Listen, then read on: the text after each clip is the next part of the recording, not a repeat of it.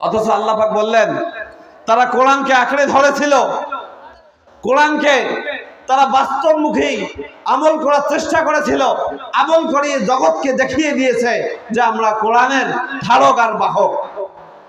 আল্লামা doctor Iqbal রহমতুল্লাহ আলাইহি বলেছেন, ও জমানা মুআজ্জিজ থে হামিলে কুরআন বনকর,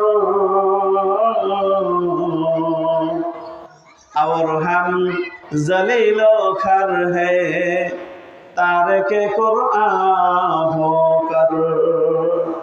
ডক্টর ইকবাল বলেন ওই টাইমটা, ওই সোনালী যুগটা সোনালী যুগ কেন হইল?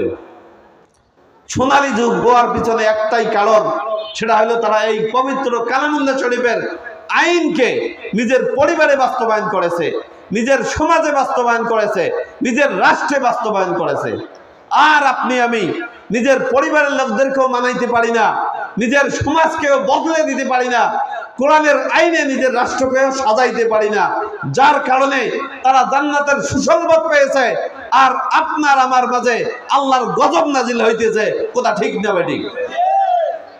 এই জন্য আপনার আমার উচিত কি? পবিত্র কোরআনুল কারীমকে অর্জন করা, শিক্ষা করা। প্রত্যেকটা মানুষের উপর এলেম শিক্ষা করা ফরজ না?